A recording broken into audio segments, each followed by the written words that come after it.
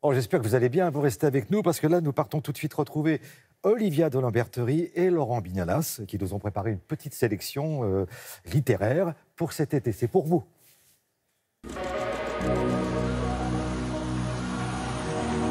Bonjour Olivia, aujourd'hui vous avez décidé de nous raconter l'histoire de l'Amérique. Alors l'histoire de l'Amérique, donc celle d'hier forcément, et puis celle d'aujourd'hui à travers des beaux livres, bien sûr des romans, des récits, et même des revues. Alors on va commencer avec un premier ouvrage de photo culte dont certaines seront exposées d'ailleurs à Arles. Aux rencontres photographiques d'Arles, et je pèse mon adjectif, c'est un livre exceptionnel. Il s'appelle Le train, le dernier voyage de Robert Kennedy.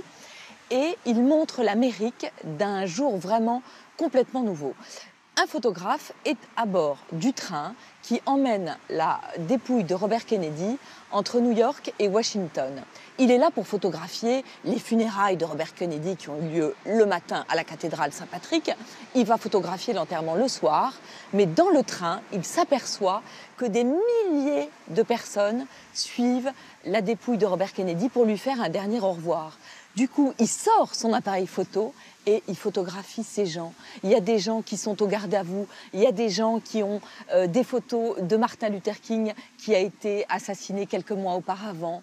Il y a des familles tout entières. Comme celle qu'on voit là sur la couverture, qui est magnifique d'ailleurs. C'est d'une émotion absolument extraordinaire. Et pas seulement, parce que dans la deuxième partie de ce livre, il y a un artiste hollandais qui, en 2008, est tombé sur ces photos de Fusco et qui s'est aperçu que beaucoup de personnes photographiées avaient elles-mêmes un appareil photo parce qu'elles voulaient photographier ce train. Grâce aux réseaux sociaux, dont on dit beaucoup de mal, mais parfois ça sert, il a lancé un grand appel et il a réussi à retrouver 200 photographies et aussi des films en Super 8 qui avaient été pris ce matin de juin 1968. Double émotion. Et troisième partie de ce livre, un artiste a refait l'itinéraire de ce train mythique. C'est vraiment un livre qui vous prend aux tripes, qui vous écorche le cœur, parce que vous y voyez vraiment une Amérique blessée par la guerre du Vietnam et par cet assassinat d'un autre membre de la famille Kennedy. C'est chez Textuel, c'est magnifique. Alors on a effectivement des familles vues du train et puis les autres, j'allais dire vues du public.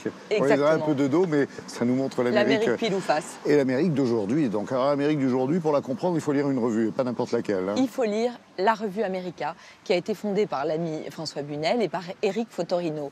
Ce numéro est exceptionnel parce qu'il s'appelle Ladies First, en référence au tweet de Donald Trump. America First, et il donne la parole à des femmes, mais aussi des hommes, pour raconter l'Amérique d'aujourd'hui, celle de l'après-MeToo.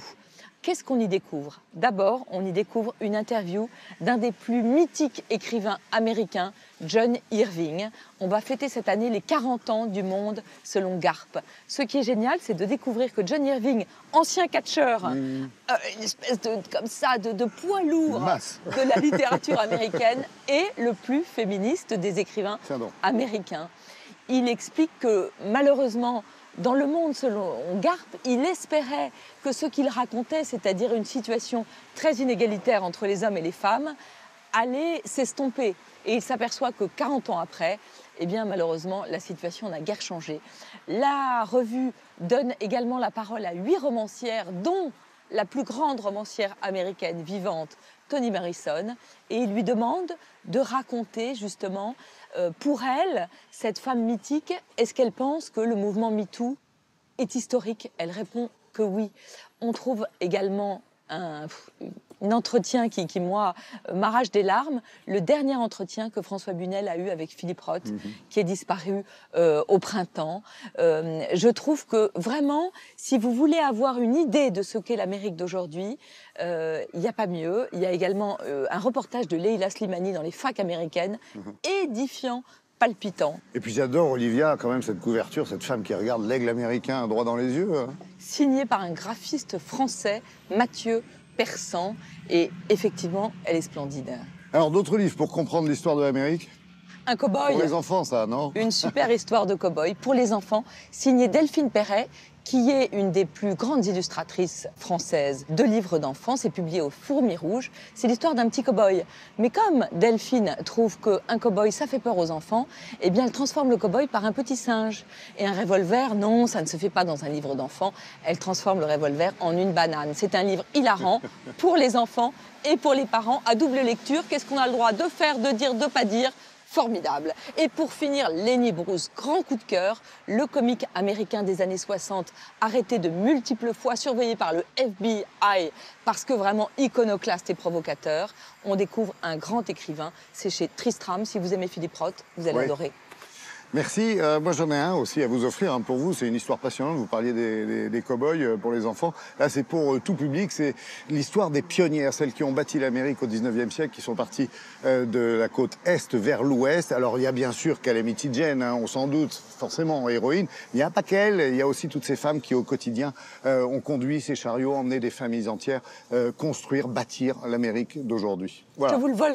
Oui, il y a moins de 200 pages. C'est passionnant, on ne le quitte pas. Regardez, il a été feuilleté. Oui, il a été lu, je confirme. Merci Olivia, passez une belle journée. Bon conseil de lecture encore. Très bonne journée.